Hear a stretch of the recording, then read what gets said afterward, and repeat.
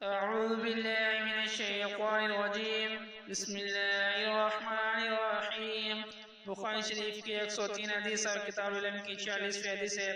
قال حدثنا عبد الله بن يوسف قال حدثني الليث قال حدثني سعيد عن ابي شريح انه قال لعمرو بن سعيد وهو يبعث البعوث الى مكة: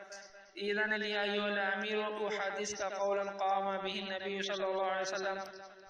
الغد من يوم الفتح سمعته أذناي ووعى قلبي وأبصرته عيناي حين تكلم بي حمد الله وأثنى عليه ثم قال: إن مكة حرمها الله ولم يحرمها الناس فلا يحل لامرئ يؤمن بالله واليوم الآخر أن يسفك بها دما ولا يعزد بها شجرة، فإن أحد ترخص لقتال رسول الله صلى الله عليه وسلم فيها فقولوا إن الله قد أذن لرسوله ولم يؤذن لكم وإنما أذن لي فيها ساعة من نهار ثم عادت حرمتها اليوم كحرمتها بالأمس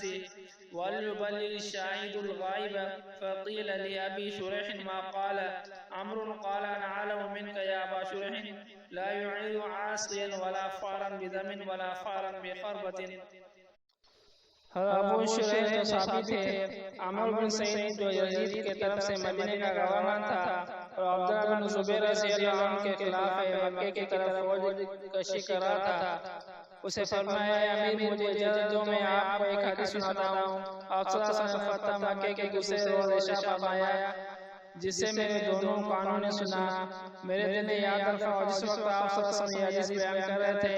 تب میرے دونوں آنکھوں نے آپ صلی اللہ علیہ وسلم کو دیکھا۔ آپ صلی اللہ علیہ وسلم نے اللہ کی حمد و ثنا کے بعد فرمایا: